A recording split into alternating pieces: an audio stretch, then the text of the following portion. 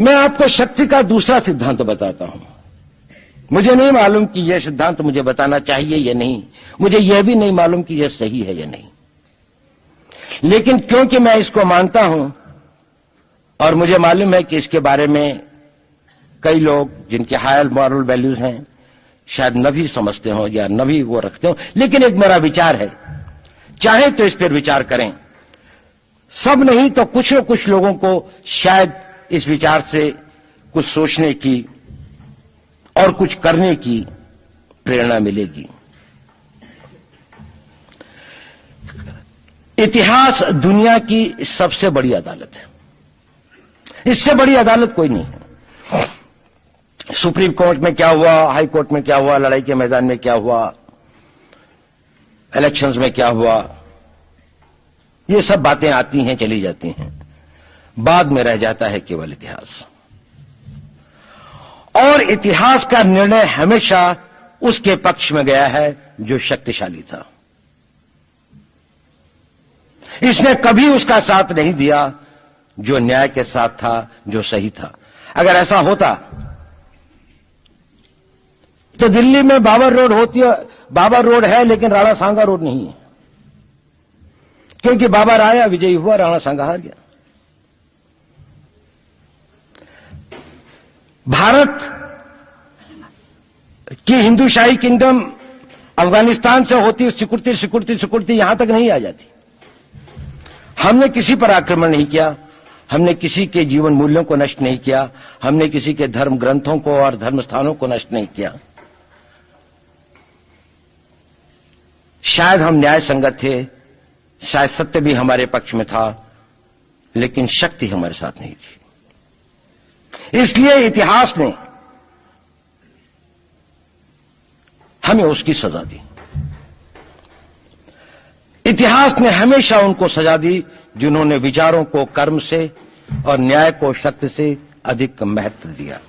अब मैं ये नहीं कह रहा हूं कि उसको उसकी तिलांजलि कर देनी चाहिए, ये नहीं है कि न्याय का अपना महत्व नहीं है, लेकिन यदि कॉन्फ्लिक्ट ऑफ इंटरेस्ट हो तो शक्तिशाली बनना ज्यादा आवश्यक है।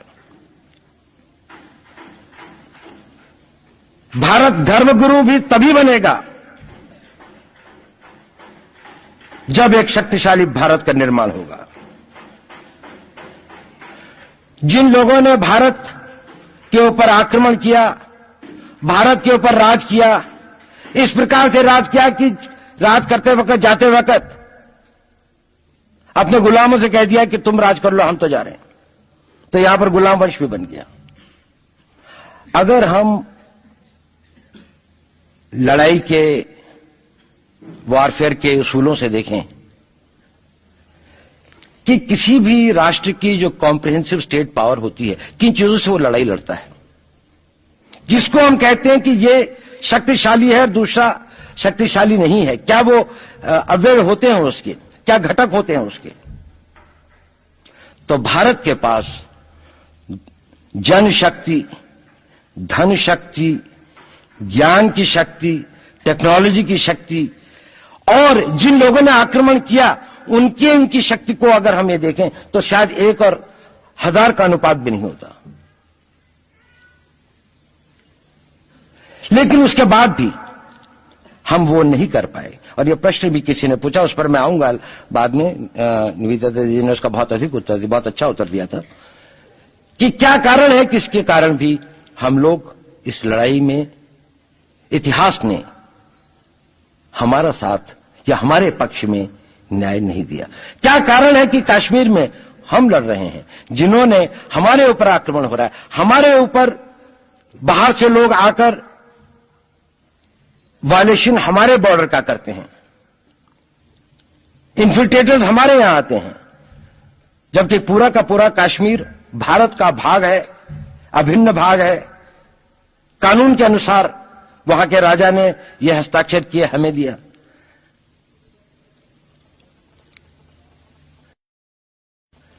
क्या कारण है कि करोड़ों की संख्या में बांग्लादेश से लोग भारत में आते हैं, हम बाड़ लगाते हैं, वो लोग वहां से मना करते हैं कि आप हमारे आदमियों को आने दीजिए, और हम कुछ नहीं कर पाते।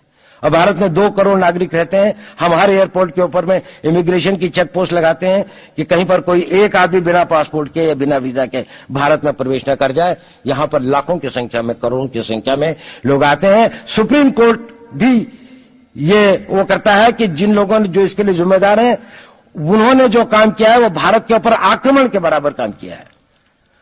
और वही सरकार उस सुप्रीम कोर्ट के 25 जुलाई 2005 के निर्णय के 3 दिन के अंदर में एक नया अध्यादेश जारी करके उन सारे के सारे कानूनों को फॉरेनर्स एक्ट के अंदर में इनकॉर्पोरेट कर लेती है, क्योंकि जो वो IMDT एक्ट था उसको सुप्रीम कोर्ट ने नल एंड वॉइड कर दिया। ये सब बातें हमें सोचने और समझने की आवश्यकता है। एक कारण, मैं ज्यादा चीजों में नहीं जाना चाहता, इतना समय भी नहीं होगा, कि भारत विदेशों से इतना नहीं हारा।